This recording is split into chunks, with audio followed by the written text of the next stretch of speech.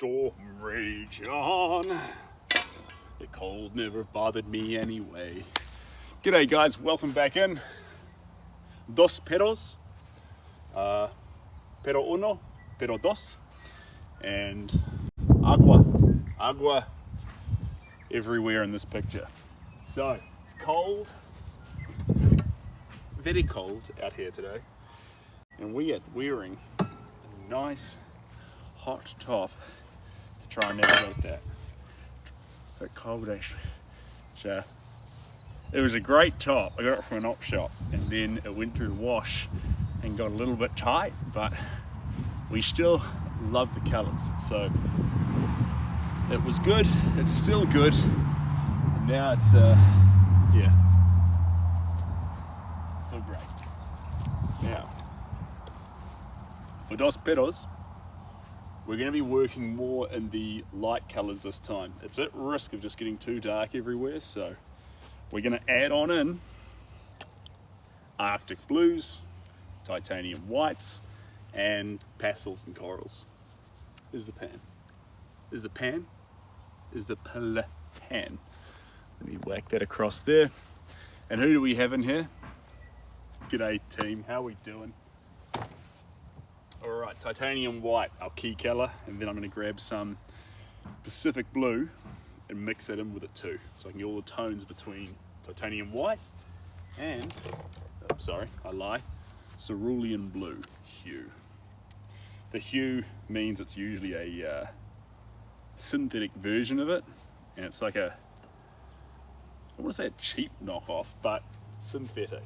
So it's kind of found its way to this tone with other bootleg pigments, or not typically the real authentic thing, and that's okay. It's actually fine. Synthetic paints are better because they're more pure and perfect, so you can wander down a path where you're thinking, no, I want the most pure, perfect pigments possible. No, sorry, most authentic pigments possible. I'm going to make them myself, and I went down that path, but then ultimately the the tiny sizes of the pigment particles and the whole science behind it, it's just better to have these things commercially made, synthetically made, so they're like lab-made diamonds. Perfect color. Make the artwork crazy in crazy spaces, but don't use inferior pigments. Go synthetic on that front. The same health quality, synthetic versus non. It's those heavy metals in them, cadmium, cobalt. Those things make pigments more safe or dangerous, not whether it's synthetic or from a mine. Don't quote me on that in all cases, but in most cases. Thanks for being here, guys. Now, we've got a little bit of sun before it dips down behind my glorious unpainted, half-painted art shed. Kind of like it as a half job, it's kind of fun. And I need the rhythm goodbye. Lost in the music, your heart will be mine. There we go. I'll just spin you around here a little bit so you're out of the sun. I'm going to bring you up a little bit. I got this little tripod here. It's not the biggest one in the whole world, but it does the trick. It's very lightweight and easy to move around, which I appreciate it for. So I'll put you guys there. There you go. Fantastic. All right, you're in the right place. I've got my paints. I'm very happy about that.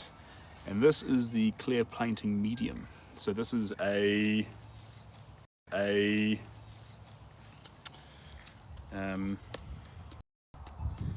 a word for this. It's not a thinner. That's a medium.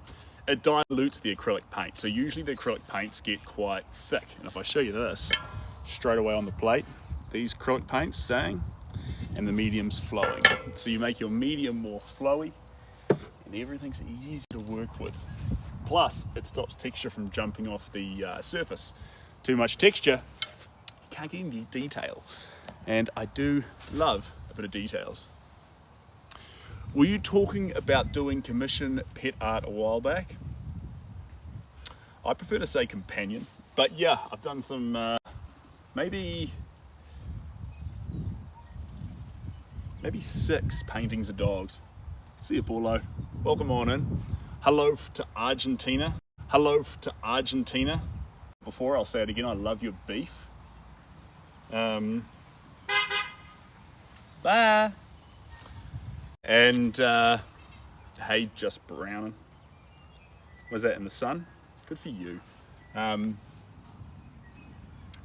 was I going to say? I was going to say,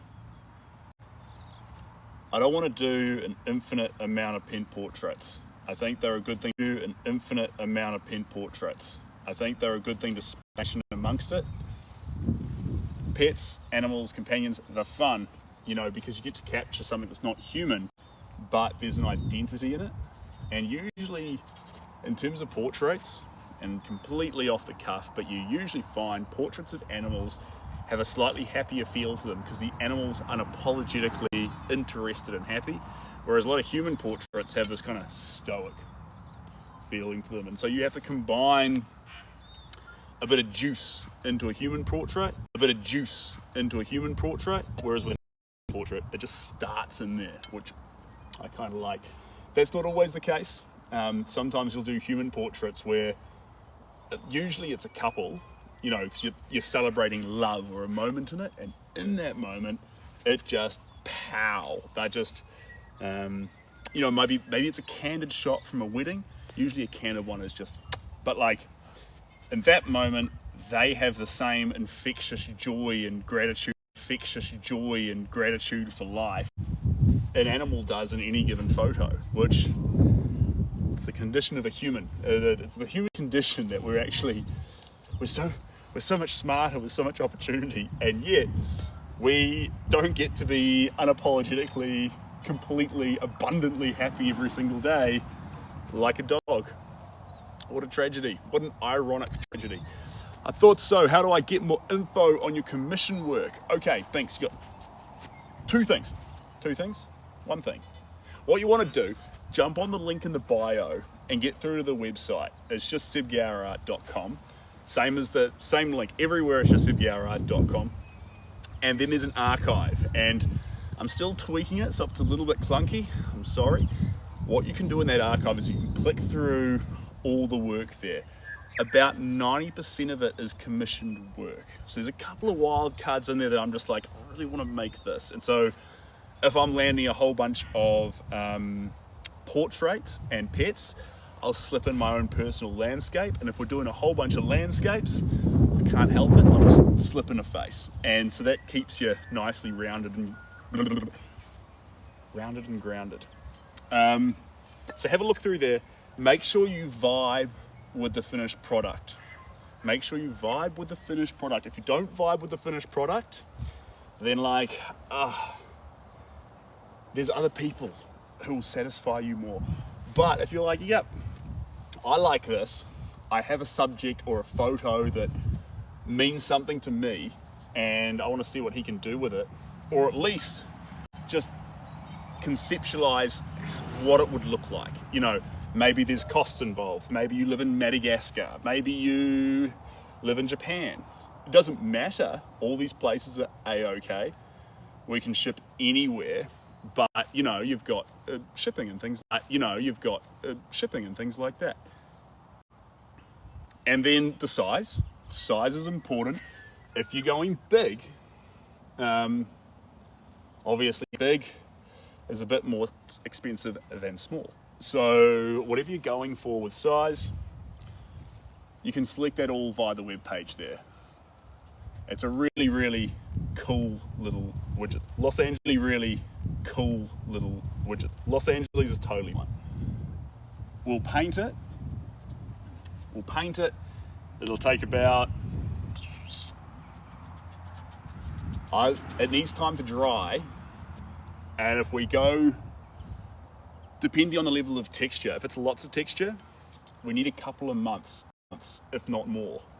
I've got a work that's got so much texture on it that it's needed almost 8 or 9 months just because it's needed to dry and cure between each coat. But if we're working like in this form here, this is coming together with quite thin texture, and each work plays its own song. So if you said anywhere between 30 and 90 days, But then once the work's finished, the waiting period comes in as it cures. So that's when the polymers in the paint actually set and lock in, which makes it practically invincible. If you ship it too early, something pushes against the surface, it'll lift. You do not want that. You want it to be basically beautiful but invincible when it ships. And then make sure the box is invincible, and then the artwork makes it across the sea safe. But once you've done that,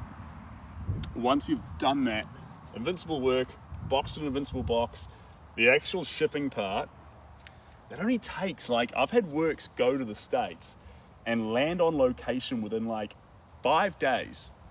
5 days. And I've been thinking, what? Like, how does it even, if you're catching a flight as a human, it would take you, what, 48 hours, sometimes 72, to go in transit between all the places. And yet you chuck this box at a business, and then within 5 days, it's arrived on location, like through customs. Now, not always. Sometimes customs pulls it up, and I was shipping some expensive indigenous timbers here in New Zealand that had been built into these, it was Rimu timber, built into these most incredible frames around the artwork, and it got stopped. And because they were like, look, we need to check all the certifications, we need to make sure it's all good. And we did, and it was, but like, provided it gets through without customs flagging it and saying, hey, we want to do additional checks on this one, it goes through like lightning. The world has never been more connected than it is at the moment. Like, it was funny actually, my daughter Cooper was like, we can just go. She wanted to go up to Auckland. I'm like, yeah, I guess we could, Cooper. We could just go, right? We didn't go. I didn't want to drive to Auckland. It's a 3-hour drive at night. Hey, Sarah. But the point is, you can at any given point just go. So, but yeah, shipping overseas. Key thing with shipping overseas though, the box is literally everything. Don't ship in bubble wrap and just cardboard, because you're about to send something around the world, and if it's going around the world, Sebastian followed. Oh, hello Sebastian, I love your name. If you're about to ship something around the world, you can't guarantee it's not going to get squished, left outside, rained on, tapped corners and things like this. The best way to get around that, the best way around that, build a box that looks like it's fragile, but past the like thin cardboard, polystyrene, whatever that you see on the outside, have the inside indestructible, so no one handling it knows that what you've built can't be destroyed. But anyone who just gets the box and it's going between A to B, they think, oh, it's a bit more fragile, I won't put a pallet on it, I won't put it in danger, I won't leave it outside, etc. If you make a box that's invincible, I used to do this, really robust wooden boxes, they will treat them as robust as you make them look. You make a box seem like a little bit more fragile, and then just behind that bit of cardboard and like polystyrene, on the inside, it's just strength. Now we're talking. Now that box will go through war zones and be safe. I've had work go through war zones, and it's now they got ruined. They got ruined when they went through the war zone. So but it was a little while ago when Ukraine was just starting up. It's not humorous. When Ukraine was just starting up, and when that was kicking off, I had a work which ended up going through Ukraine, and it got a bunch of stuff stacked on top of it and didn't crush the box. What got it, don't patent stuff like that. Let everyone get their hands on it. It's not fair. No one should be restrained by their ability to ship art or not. If you don't know how to box work and you're listening, then just reach out to me. I'll give you the deets, I'll give you the blueprint. You don't need to pay for it, you just can have it, because art's hard enough before you even talk about shipping and all the other wild cards with it. So yeah, patent it. I ain't got time to patent something, yuck. And what would I patent? This is a protective box. No one else may make it. So, blah blah blah blah blah blah blah blah blah blah blah. And so, sorry, the pallet went on top of the box, which the box was built to handle. It was fine with the pallet on top. And guess what happened next? A forklift went straight, it picked up something else and moved it, and then it kept its prongs at the same level. Now an artwork flat's only about this tall, and the forklift driver didn't notice that there was a box flat with a pallet on top, so he had the forks at the same level, and he brings them round and goes straight for the next pallet and goes straight through my beautiful invincible art box. Now it's invincible. They are invincible. But if you put my art box flat and you put a half-ton pallet on top of that, and then you get a forklift at the right level and drive it straight at the box, you are testing my definition of invincible. And anyway, it ruined the box, but get this, the box did such a good job that the art was actually fine, because the forklift bars rode up on the box, pushed through, and actually went just above the artwork. Ruined the frame. But the artwork was fine. Crazy. And you know what? You'd think, that's insane. That'll only ever happen once. Lightning never strikes twice in the same spot. It happened again within 6 months. And I said, guys, we need to stop sending these paintings through war zones. This isn't working. We need to spend, is there a more expensive route where we can still land the artwork in place and not have pallets put on top of it? So anyway, now the artwork boxes are about 60% as strong as that, but they look like they're 10% as strong. So that way when someone's handling it, you'd never put a pallet on top of one. And so you've created this idea of fragility on an outward look point and structural integrity from everything from the inside that no one sees. That's the key. You see it, obviously, you lift the lid, so you know that, okay, this is the way it's all put together, like reinforced corners and stuff, just the basics. Hello, Johnny, how's it going? And turtles. There is a weird amount of people on TikTok who have usernames about turtles. I'm enthusiastic for all of you. I'm just pointing it out. Coming on up here. Woohoo! Welcome back. Thanks, Em. Appreciate you. Appreciate you. We're painting dogs today, Em. I'm waiting on a landscape piece called Crucible of Worlds to cure. You don't normally talk about acrylic paints curing, but they do need to. Most acrylic paints form a hard cap on the outside when you first lay them down.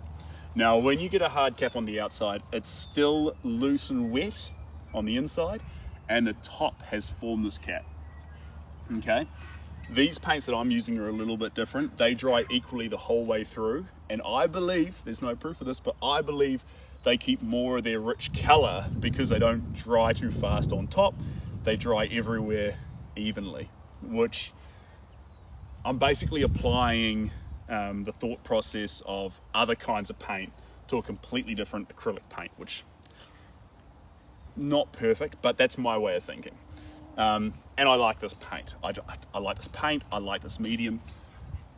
So anyway, when this stuff gets thick, acrylics still need to go through a process called polymerization, where the plastics basically evaporate the water inside the work. So these to be wet, these are effectively, let's not overcomplicate it, these are plastics, They are plastics. They're not regular ones. They're very robust, but they've got water through them. So what happens? It goes on the surface, and the water evaporates. If you're using oil paints, it off-gases. So, you know, turpentine and volatile organic compounds come into the air. That's why oil painters are usually nuts. I love oil paint. And with acrylics, they're releasing that water. Now that water still contains a bit of that, you know, plasticky smell. So you don't want to be too close to your painting all the time, sniffing it. That's why we're working outside. That's why they call it sniffing glue. Similar thing happens sniffing paintings. Don't be doing that. So anyway, once the water evaporates from the surface, because it will, the next thing that's going to happen is those plastics, with the absence of water, are going to lock and form bonds and basically form an invincible sheen over the whole surface of the work. And then it's going to stay like that for as long as plastic survives for, which, I mean, it's 500 years in the ground. It's a long time on a canvas. Suddenly that quality of plastic to last a long time finally found a home that makes sense, because we're trying to make paintings archival. So what's something that stays around for an annoyingly long time, especially if you look after it? Plastics. Welcome to your home and your purpose. Anyway, let me come on in here. Fashion carrots, I'm very excited for you. Did you find out you had this, Bryson, do you find out you had the ability in high school? I didn't paint like this in high school.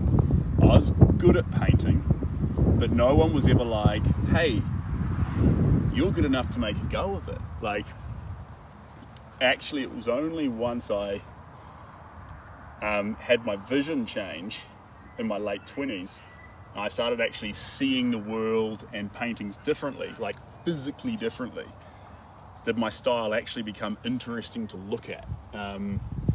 Before it was just like, okay, that's good, it's good, it's good, but it's like, a lot of things are good, right? Everything's, I mean, good artist, Google that, you'll have like 60 billion hits, like there's just endless amounts of good art, but interesting, alluring,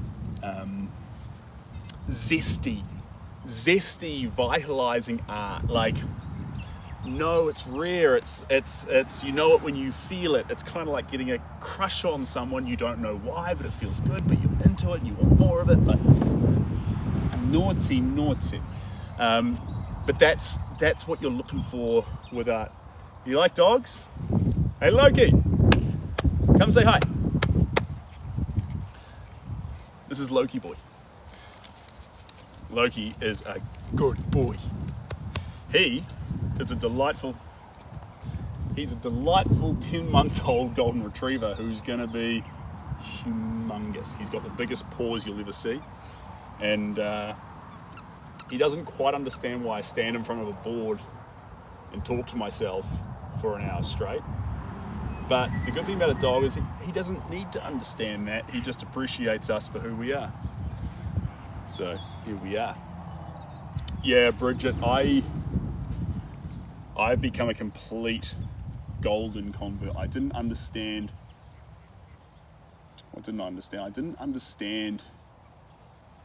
how different dog breeds were. Like, I've just fallen in love with golden retrievers. Labs have a lot more energy. They need much more exercise. Retrievers need exercise too, but they're not. They're gun dogs. They're from a water spaniel and a retriever, and they've got amazingly warm coats. They love to swim. And the one thing about gun dogs is obviously they're built for fetching, you know, the old school Englishman, with the gun, then it would go fetch the thing. But now, is it a curse or an upgrade? They fetch frisbees. They want to listen. They're a dog that really tries to get behind understanding you, getting inside your head, understanding who you are and what you want. And because of their shared desire to understand you, what happens? they amalgamate, they morph, they enter a family and form such a strong bond with it and become what the family needs. So, hey, call me D. Welcome on in. And g'day, Steve. Welcome on in. Lovely to see you. I can feel that breeze coming, so I put my thumb there in advance. Thanks, call me D. Please reveal our community gift. You can find it by tapping that and going to live gifts. Do I have to do that now? I'm so clunky when it comes to technology. Can I do it later? Is it a thing? Thanks, call me D. Should I? Hold on, because here's an interesting one, and this is a point of discussion. If your name is, g'day JEC, welcome in you champion, and hi Ira. If your name is Call Me D, okay, work with me here. If your name is Call Me D, do we call him D from now on? Or do you keep referring to him by his name, which is Call Me D? See, I saw an interesting math question the other day. It said, it was a multi-choice, there were 4 answers, and it said, if you randomly choose one of these answers, what is the chance you choose the right one? And I was doom scrolling, and I'm like, oh yeah, I can answer that. 25%, that was the first one. But before you scroll on, you read the next 2 or 3. And the next one was 50%. And the third one, this is where it gets interesting, the third one was 25%. And you're like, you've got to read all the possible multi-choices, because now that 25% shown up twice, what does that mean? It means it's actually a 50% chance you land on the right answer. But here's a funny thing. If there's now a 50% chance you land on the right answer, then 25% isn't the right answer. And there was one option there for 0%. And now I just don't know. So the question is, do we call me D, or do we call him or her or they or them it? No, wait. Do we call me D, or call me D? I don't know. It's a tongue twister. Call me D's like, I've never thought about it like that. It's deeper into my name than I've ever gone before. Mati is saying just D. Others might say, what does Call Me D's birth certificate say? And is Call Me D a first name, middle name, and last name? So actually, technically, you call him Call D. What's your name? Call D. And then technically, you'd call him Mr. D, which is fitting if he was a teacher. He'd be Mr. D, and his friends would just say, Call. So you'd be like, Call, what are you up to, Call? And people are like, what, is his name Paul? You say, no, it's Call. Short, call me D.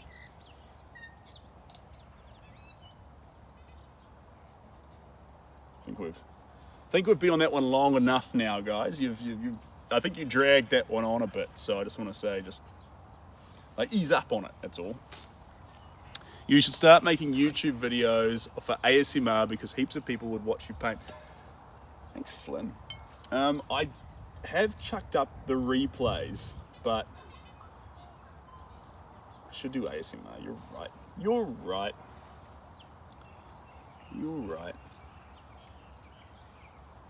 Tell you what, if you flick me a DM on Instagram or Facebook, when I put up an ASMR video, you'll be the first person I tell about it. I'll be like, here it is. You'll be like, thanks for that. It's really bad, actually. You should stay to what you're doing. No socks for Lucky. Lucky's got socks. Loki's got socks. Where are you, big boy? Where'd you go? Lo! Lo! That's all the, can you guys hear all the birds? Can you guys hear all those? We've got tuis, we've got dotterels, we've got yellow hammers, we've got kiddidoos. A lot of natives there, a lot of natives. This place that I'm in right now is called Tui Gorge. So Tui Gorge, this one flying across just there. Tui Gorge, I don't know who named it.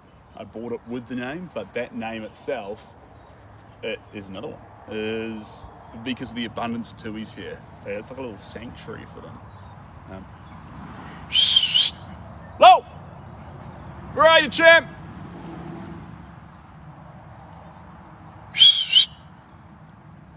Loki, come on!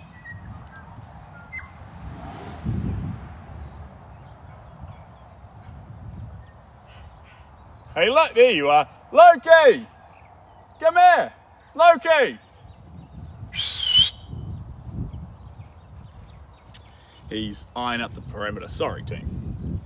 The reason why I'm concerned is I haven't done all the fencing here yet. So I've built 75% of the fences. My father has built. He's helping me do it. I'm helping him do it. And I have not completed it. So 75% of a fence is about as useful as no fence. With that in mind, and just heads up, we might lose our sunshine the next 30 minutes and things will go dark. So I'm just warning you now that that's inbound. It's going to dip down behind the shed. 75% of a fence is no fence at all. That's obvious because it's got gaps in it. And one neighbour has sheep, and one neighbour has chickens, and we've got a golden retriever who, though he's not vicious, he loves them smells.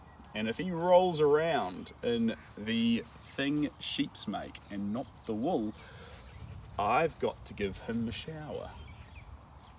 And it's winter at the moment, so even though he's got a great coat, it is cold. And it's effort from me, so I'd prefer it if he didn't go to the neighbours and roll around in that thing that sheeps make that's not wool. But he is a good puppy. He's come on back now, he's resting here, which he's like, I don't know what's wrong with Boss, but Boss is saying that I can't go elsewhere.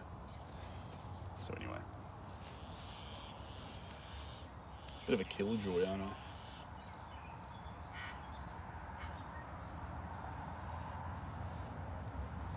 There we go. Let me stand back and have a little look-see at this. So it's subtle today, guys. It's very subtle. We're adding in little blips and blobs, and the blips and blobs are building up that water. So everything on the palette right now is water, and the key to making sure we're working with just the water elements is the water's simple. If we leave it as simple, we lose the depth, we lose the energy, we lose the vibrancy that'll make these dogs worth looking at. If you only play in the foreground and just paint two characters and wonder why your work lacks, or a piece of work that you're looking at in a gallery or wherever lacks a bit of zest, love hasn't gone into the whole thing. You're given a border and a full canvas to work on, and yes, I'm sure you have a lot of creative ways to interpret what you should paint and where you should leave it. Maybe, out of respect for the size of the surface, use all the areas. Some raw places are nice. There was this wonderful raw spot right above Sugarloaf on the valley I call home, right bang smack in the center, raw canvas. Everything else was so thick, textured and built up, and there was just this one little spot on that piece of work that just made it feel wonderful. But those want to be abnormalities, not I left half the canvas empty because I'm a deep mystical artist. You're not that mystical. No one's that mystical. Van Gogh's the greatest painter that ever lived, and he wasn't that mystical. No one's, like, if the artwork's going to go into a room leaving half the canvas naked, that's a fun experiment to do in your own time. On a wall of someone's house, you can make something negative space, like this area up here, and still put effort into it, still put love into it. Bridget, there are no socks outside. Lucky Loki is not going to get any socks. I appreciate your concern though. He has had socks in the past. He likes socks. He prefers gloves, especially these ones. If I throw these onto the lawn, Loki's going to come grab these and chew them up. Not great. Plastic. Choke. So anyway, I have to make sure these go straight in the bin once we're finished, but that's a thing.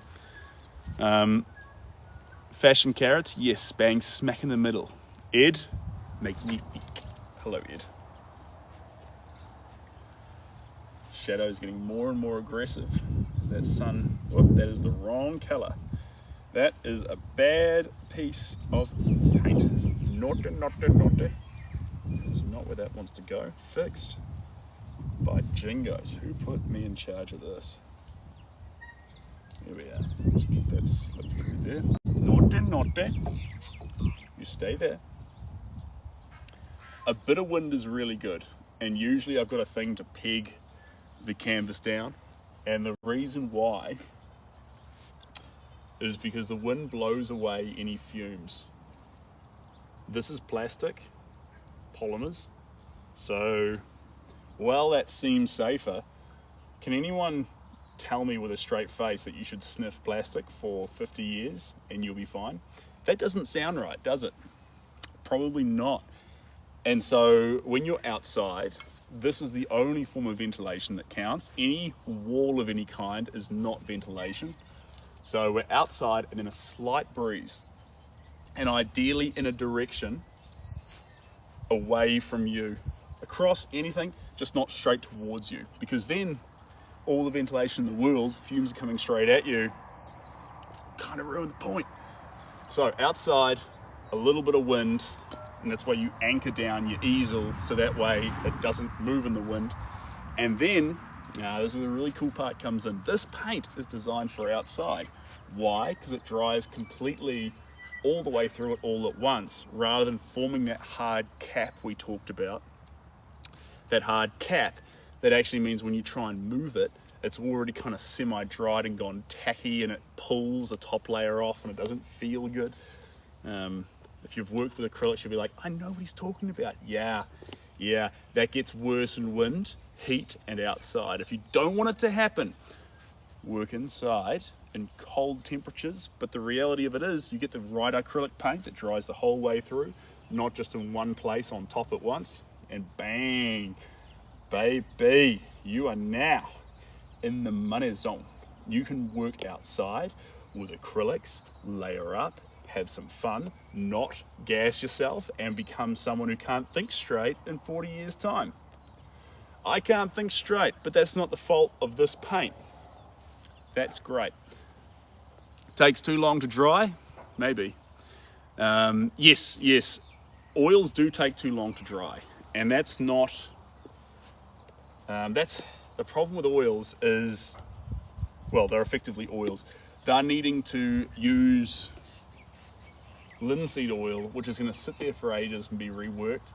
Great for a huge amount of detail, but remember, it's also only surface level detail with oils. With acrylics, you can actually get, and this is going to be controversial, more detail from acrylics because you can make them transparent and layer them aggressively. And since they're drying within 24 hours, you can be like layer, layer, layer, layer, transparent, transparent, transparent. So in one little spot where oil's just showing a gradient, you're in there partying with like 5 to 20 different transparent overlapping layers. So it's a different kind of detail, and you need to decide what you like. But if you're not there for oils to do realism art, or you're just in love with that buttery feeling, I respect that. I do respect that if you love the butter. It is an absolutely infectious thing. But mask up and be prepared. And if you're not working with turpentine with oils, like we've got different mediums, none of them are as good as the poisonous stuff. They're just not. So if you're gonna work with oils, work with the most poisonous stuff you can find. Put on a full body suit, put on an astronaut's helmet, make sure you're safe, and have some fun with that oil paint, baby. But make no mistake, you can't work with oils up like this or you will get very sick. Bob Ross is a suspected example of that in recent history. Don't work up close with nasty, powerful oils. You'll mess yourself up. And if you are going to work with oils and you're like, I'm not going to wear a full body suit, Sid doesn't know what he's talking about. Well, he probably doesn't. But at least then work outside. If you work outside, most or some of those fumes are going to move away, they're going to disperse faster, you're going to be safer. Plenty of painting wasn't just... a lot of those old artists wouldn't work with paint in... wouldn't work with paint indoors a lot of times. They would do under gazebos with their fancy little hats and their, you know, their thing with a thumb through it, and they're just in their palettes and painting away. There's nothing wrong with that, but having something that actually disperses the air so you're not gassing yourself is the number one. And a lot of artists are just desperate to paint, and so their own safety doesn't come into it until it's too late. But like playing from a safe place first makes everything more fun. It just does. It's that simple. If you're safe, you're going to have more fun. People are going to like the art more because you're not walking away from it with like a tingling head because you sniff too much paint. You know, that's what's making artists go nuts. Don't be an artist that loses their mind and then your work gets popular because you're this guy who's got no idea what's going on, you've completely flipped out, nothing's meaningful anymore, then everyone starts loving your art. And to make it, you're self-sacrificing yourself. Ooh, yuck, don't do that. Van Gogh was making beautiful works before he poisoned himself, and they suspect all he could see for a period was just yellow because of all the nasty things in the paint that he was smelling. If you grew up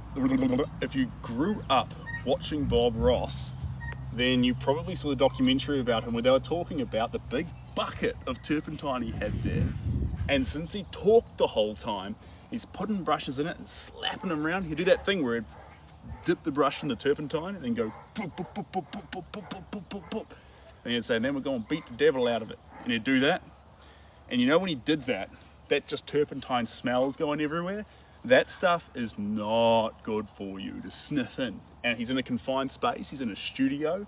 It looks like the infinite world's behind him, but it's just a very small studio. He filmed all the episodes in a very, very brief period.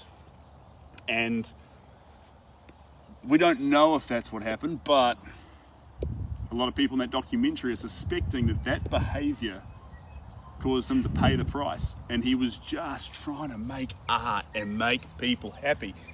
And yet from that, he didn't put safety first and he paid a price. You don't have to do that. Kia ora, how you doing? The best brush is... I actually don't have one here, but I'll show you these two. These are detailed brushes. So big brush does big work. And then when you get down to the part we're in now, two brushes. You never go smaller than this. There's really no need because my eyesight can't really see strokes that would make. See that, how tiny that is at the top? When people get down to 2 and 3 bristles, I don't know, that's not my game, baby. That's about as small as you'd ever need to go to do all your detail stuff. And that's even going from a brush that fat and just turning it sideways. I hate those really thin brushes on all sides. There's just really no point. And then this one here is your Chubalub. And then this is the one we're using right now. And then if you turn that sideways, you can get some fine detail in there. And that's what you're playing with. And then there's 2 more brushes. This one is a bristlier brush. This one's intentionally messy, disgusted. This is a new brush. So this is what a new one of these looks like. And what that does is it forces you not to try and do detail. So when you're starting out, you're actually making big moves, doing proper stuff, making a picture, focusing on big shapes because this won't let you do small. Look at that. No one's applying detail with that. There is one or no brush in between, which is my favorite, and they're my favorite, so I use them, and now I'm out of them. And it's basically this one times 2, so it's twice as long. And they're an amazing brush. I love them to bits. They do almost everything. You can almost make an entire work from it, but there is a certain point where you do need to go down to the smaller one, and then everything works really well. Hello, Dixon, welcome on in. Oh, I'm glad I grabbed the first part of your name and didn't read the first and the last part. That caught me off guard, Mr. Dixon. That's a funny name, but almost got caught out. I hear you make great cider though. I actually had a cider today, a non-alcoholic one. There's one called Zephyr, and they make this amazing cider that tastes like it's got alcohol in it, but it doesn't, and it makes you realize that actually I just wanted that sort of bitter fruit taste more than anything. The dog and the painting, what's their story? We will get around to that. I just got to catch up here and say aloha, Jason. Thank you, Shamey. Hello, Ryan. It is really me. Or maybe there's a giant, what do they call it? A psyop going on. And maybe Seb's gone. Maybe Seb's gone. And this is an AI version to completely deflect the fact that Seb's now somewhere else. These dogs. This dog is called Murphy. This dog is called, Brophy. And this one's called Murphy. Now, Murphy is his dad. So there's a little bit of a personal tie in here, and this is a very special project. It's not a conventional commission. Why is it special? Because this painting is a painting for that dog. So I'm painting the dog's dad in return for the dog that is the greatest animal in the whole world. So in some ways, it's a trade for 2 priceless items. Let's put it that way. It's a trade for 2 priceless items, and that's why this painting's special. Now let me come on down here. I have got cold fingers. Christian, I'm from New Zealand. This is the Bay of Plenty. The Bay of Plenty is called the Bay of Plenty because there's plenty of bays in the Bay of Plenty. New Zealand is found southeast from Australia. If you don't know where Australia is, get a map. And on the bottom right hand corner of it, there might be Australia. I can't guarantee there'll be New Zealand. A lot of maps leave off New Zealand. There's a lot of stuff going on a map. New Zealand is not the most relevant place. We're about the size of Chicago. You'd be forgiven for missing New Zealand. But if you're on a globe, best place to start on a globe is with Antarctica, and kind of look up around there, and then eventually you'll find a little island that looks like a rectangle with a stingray. And when you find that, you're well on your way. And then on the stingray, from the tail down to the left side of its fin, about right there in the middle is the Bay of Plenty. And I have been to Stewart Island. We're not on it or near it at the moment. We're actually a little bit inland, if anything. This is why there's lots of birds. This is a gorge. We're about 30 minutes from the beach. Anywhere in New Zealand, this is the great thing, anywhere in New Zealand is less. I think this is true. Don't quote me on it. Anywhere in New Zealand is less than 350 kilometers from the beach. Anywhere. This is an island country. So we're about 35 kilometers from the beach, which is lovely. Guys, it is cold out actually. I'm gonna catch myself a flu, and my daughter just got home. So I'm gonna actually, my hands are freezing. I'm gonna disappear right now, but we will come back. This season is doing me no justice. I've got flu after flu after flu. And it doesn't help with my daughter in daycare, and she's getting flus, and she's bringing them home. And I kiss her, and then I get the flu. So anyway, dog painting looking great. I did buy a heater, so if I go out to the shed tonight, we can put that heater on straight onto me, and I'm not gonna freeze. Okay, never mind. Sorry, Kim, did I miss your comment? Please just say my name in your accent. Kimmy. Absolutely. I'm sorry, Kimmy. Kimmy, Kimmy, Kimmy, Kimmy, Kimmy, Kimmy, Kimmy. Loki thought that was his name. He just came over. Wishing you all the best, guys. Much love. And yes, New Zealand honey's very, very famous. So, yeah, look.